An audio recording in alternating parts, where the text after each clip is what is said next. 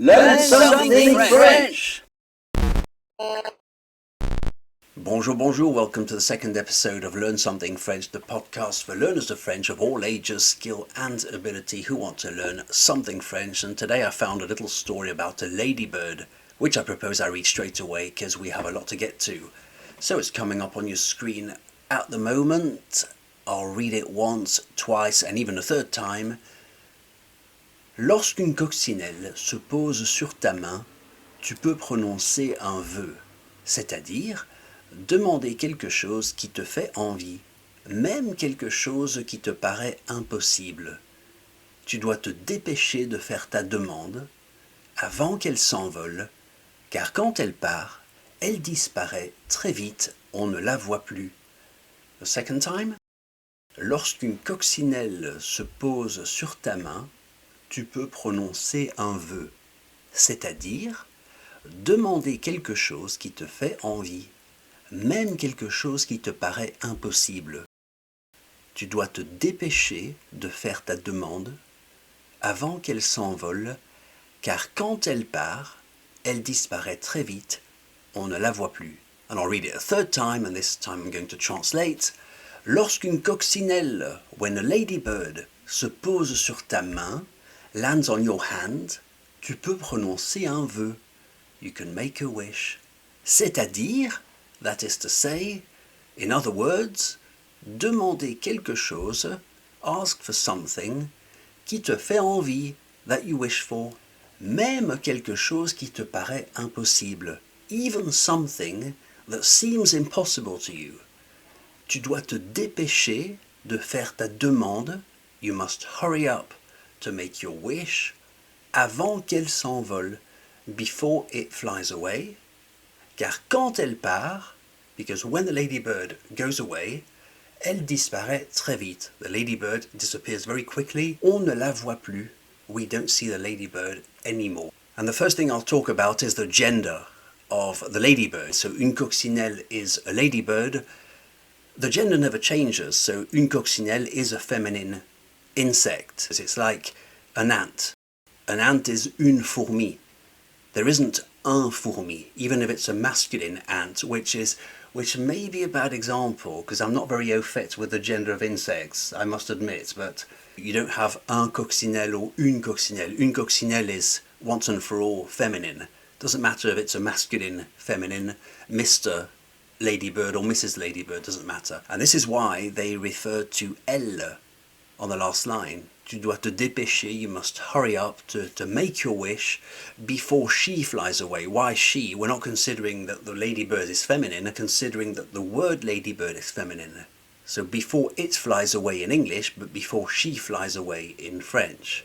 Because when she flies away, when it flies away in English, it disappears very quickly, et on ne la voit plus, and we don't see the ladybird anymore. And other similar examples might be a wasp, une guêpe, always feminine. The word abeille, une abeille, is always feminine. Une mouche, a fly on the wall.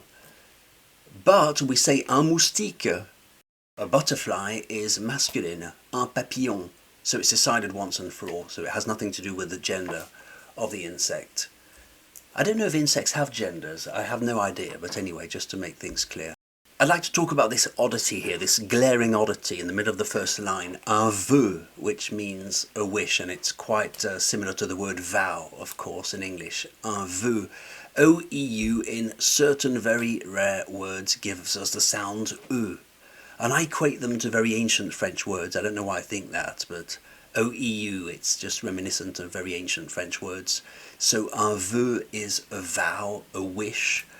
Prononcer un vœu, to pronounce a vow, you can also understand it in a religious context. When you pronounce your vows, you commit to a certain religion. Usually young people commit to a certain religion and dedicate their lives to a certain religion. I don't know if it applies to every religion. I really don't know, but usually prononcer ses vœux means to pronounce your vows and to commit to religion as a full-time activity, but that's in a different context.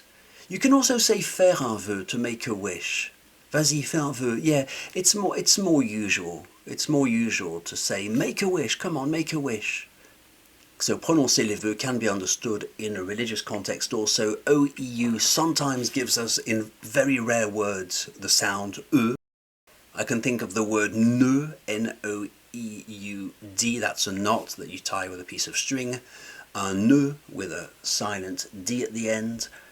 Les bœufs, and these are the cattle, les bœufs, so we have a similar sound, O-E-U-F, les bœufs. The word egg is l'œuf in the singular, l'œuf, many letters for not much, O-E-U-F essentially translates to œuf, but once it's in the plural it becomes les œufs. But other than that it's not a problem, this is really a spelling oddity in the French language.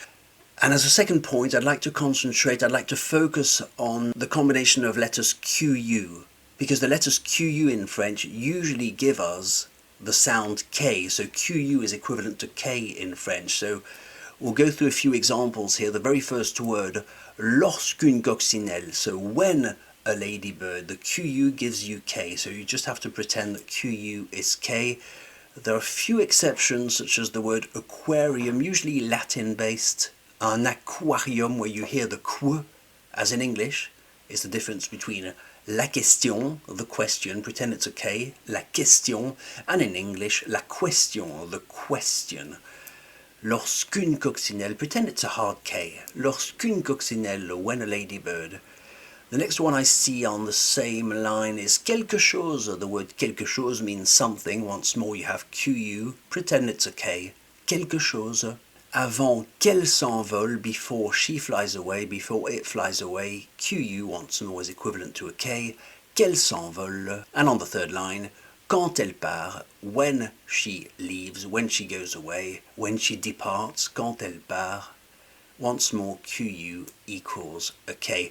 And by the way, before I forget, you notice that when I say quand elle part, I'm actually doing a T sound. Now, if you want to sound very elegant when you speak French, always after the word quand, which means when, always do a T towards a vowel, not a D. You can say quand elle part, people say that, but it's much posher to say quand elle part with a T, quand elle part. The next thing I wanted to talk about is the letter S when it's trapped in between two vowels. Now we have se pose. Pose is to land on something. Se poser, it's a reflexive verb. You notice that I'm pronouncing Z or Z. Why? Because the S is trapped in between two vowels, O and E. Pose. You have to pretend it's a Z. Z. Pose. On that same line we have the word chose, a thing. Chose. Again you hear a Z. Z. And if we look at the word disparaît on the third line, the reason we're not doing Z is because the S is not trapped in between two vowels. There's the letter I, but the next one is the letter P. So for that reason, we're not doing disparaît, we're saying disparaît. That very first word, lorsque, is an interesting one because it essentially means quand, it means when, but you can't use them as perfect synonyms. So they can be perfect synonyms. So in this example, I could have said quand une coccinelle se pose sur ta main. I could have said it. Quand une coccinelle, when a ladybird lands on your hand. I could have said it. Lorsque. Lorsque is just more literary. It's prettier. Lorsque is a higher register than quand in this case. However, they do both mean when, but not always. What I mean is that quand can also mean at which moment. If you say, I don't know when you're coming, je ne sais pas quand tu viens, which essentially means, I don't know at which moment you're coming. But you can't say, je ne sais pas lorsque tu viens. That doesn't work at all, because it would mean, I don't know on the occasion when. What I mean is that this first word, lorsque, really means on the occasion when a ladybird lands on your hand, when it happens that a ladybird lands on your hand, on the occasion when it lands on your hands, then you can make a wish. If you want to say, I don't know when the film starts, you can't say, je ne sais pas lorsque le film commence. It doesn't work at all. You see, so sometimes you can replace lorsque with quand, but not always. So here you would have to say, je ne sais pas quand le film commence. I don't know at which moment the film starts.